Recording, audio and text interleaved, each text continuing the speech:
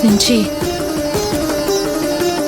రాధ శ్యామ్ గారిని తన భర్తగా భావిస్తూ వచ్చింది. నందినికి దక్కాల్సిన స్థానంలోకి రాధ వచ్చిందన్న కోపంతో సునంద వాళ్లు కుట్ర పన్ని రాధని శ్యామ్ గారి దృష్టిలో చెడు చేసి అది ఆ ఇల్లు వదిలి వచ్చేలా చేశారు. నువ్వేమో పరువు నిలబెట్టుకోవాలన్న పంతంతో దాని మనసు తెలుసుకోకుండా పెళ్లి చేయాలని చూసావు. నీకోసం అది ఖుషిని శ్యామ్ గారిని మర్చిపోవాలని చూసిందిరా. కానీ దానివల్ల కాక ఇలా ప్రాణాలు తీసుకోవాలని చూసింది.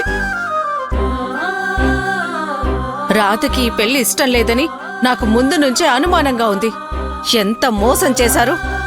మీ స్వార్థం కోసం అన్యాయంగా నా కొడుకు జీవితాన్ని బలి తీసుకోబోయారు. మీరంతా మంచివాళ్ళు అనుకున్నాను. ఇంత కుట్ర చేస్తారని ఊహించనే లేదు. తప్పుగా అనుకోకండి, ఇదంతా నాకు ముందుగా తెలీదు. కాని మా అదృష్టం బావుండి పెళ్లికి ముందే అంతా బయటపడింది. లేదంటే నా కొడుకు బలి పశువై ఉండేవాడు. ఛీ, అసలు మోసం చేయడానికి మీకు మనసులా వచ్చింది. ఇంత పెద్ద నిజాన్ని ఎలా దాచారు? అమ్మా, జరిగిందంతా రాధా గారు నాకు ముందే చెప్పారు. తన మెడలో తాళుందన్న విషయం నాకు తెలుసు.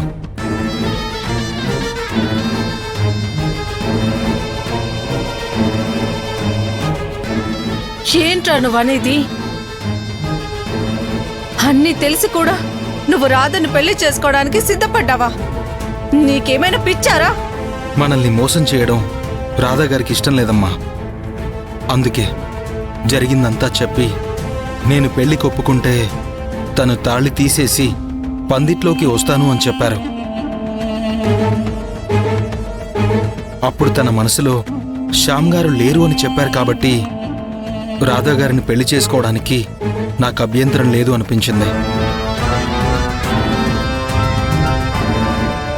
కానీ రాధా గారు శ్యామ్ గారిని ఎంతగా ఆరాధిస్తున్నారో నాకిప్పుడు అర్థమైంది. ఇప్పుడేడిస్తే ఏం లాభమండి? తను ప్రాణాలు తీసుకునేదాకా వెళ్ళింది అంటే మనసులో ఎంత నరకం అనుభవించుంటుంది. రాధ నాకు ఇదంతా చెప్పలేదు, తాళి తనే కట్టుకున్నాను అని చెప్పింది. నాతో చెప్పగలిగింది మీతో చెప్పలేకపోయింది అంటే మీరు తనని అర్థం చేసుకునే పరిస్థితుల్లో లేరు అని రాధా గారికి అనిపించుంటుంది. రాధా గారికి ఖుషి మీద ఎంత ప్రేముందో, వాళ్ల మధ్య ఎంత విడదీయలేని బంధం ఏర్పడిందో ఈ కొద్ది రోజుల పరిచయంలో నేనే తెలుసుకున్నాను. కానీ సొంత అన్నయ్యుండి మీరు ఏమీ తెలుసుకోలేకపోయారు. మీరు పరువుకు విలువిచ్చి రాధా గారికి పెళ్లి చేయాలన్న పంతంతో ఉన్నారు. ఆవిడ సంతోషమే ముఖ్యమనుకుని ఆవిడ ఇష్టానికి విలువిచ్చుంటే తను ఇలా ప్రాణాలు తీసుకోవాల్సిన పరిస్థితి వచ్చుండేది కాదు. తన కోసం మీరిలా కన్నీళ్లు పెట్టుకోవాల్సిన అవసరం వచ్చేది కాదు. ఇంత పెద్ద విషయం రాధ నా దగ్గర దాస్తుందని నేను ఊహించలేదు. పరాయి వాళ్ల మీద ప్రేమ పెంచుకుంటుంది అనుకున్నాను, కానీ వాళ్లే తన ప్రపంచం అనుకుంటుంది కాబట్టి ప్రేమని చంపుకోలేకపోయిందని తెలుసుకోలేకపోయాను. ఇప్పటికైనా తను కోరుకున్న జీవితాన్ని రాధగారికి అందించండి.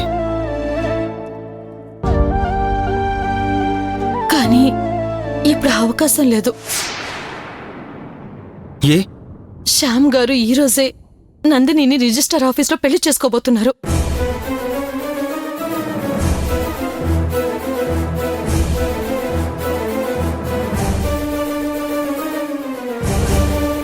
ఈ విషయం ఇప్పుడు చెప్తావేంటత్తా? రాధ ఇలాంటి పని చేస్తుందని నాకేం తెలుసే?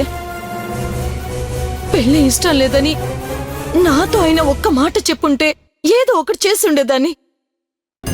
అన్నకిచ్చిన మాట తప్పునని మొండికేసి ఇంతదాకా తీసుకొచ్చింది. ఆ పెళ్లి జరగడానికి వీల్లేదు. వెంటనే వెళ్ళి ఆ పెళ్లి ఆపేద్దాం పదండి. కానీ రాధా గారు కోలుకోవడానికి టైం పడుతుంది. ముందు పెళ్లి ఆపడం ముఖ్యం. అవునయ్యా, ఆలస్యం చేయకూడదు. పదండి. పదండి.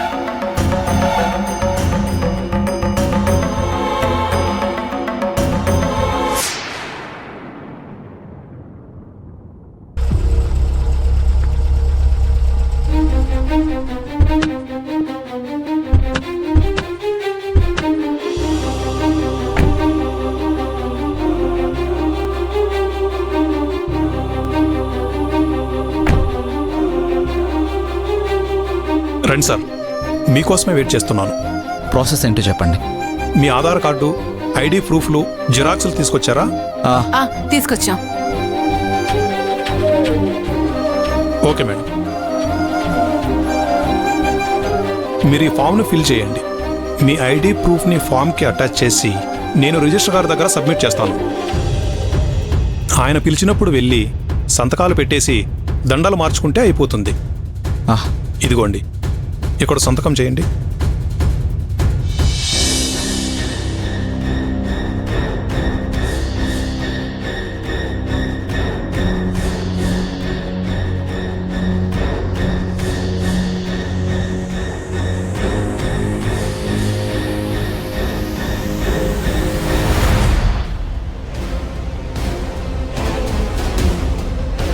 మీరు కాసేపు వెయిట్ చేయండి.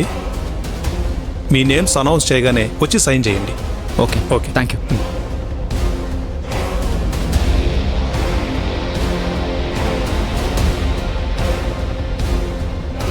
సార్ ఇదిగో. అలా పెట్టు.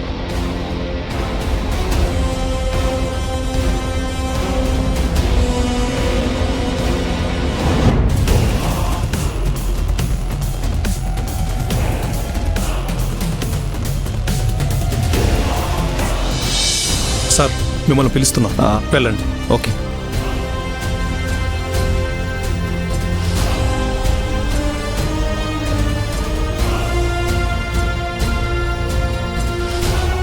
కూర్చోండి.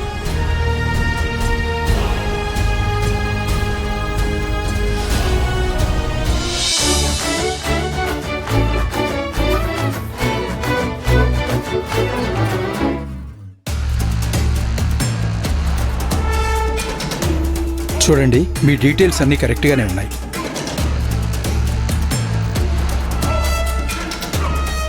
ఇదిగో, ఇక్కడ సైన్ చేయండి. అక్క, బావ ఇంకా రాలేదేంటి? తెలీదురా, ఆయన ఫోన్ కలవట్లేదు. నువ్వు సంతకం పెట్టు.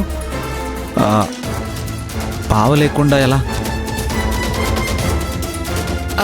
ముహూర్తం టైం అయిపోతుంది. నువ్వు సంతకం పెట్టురా.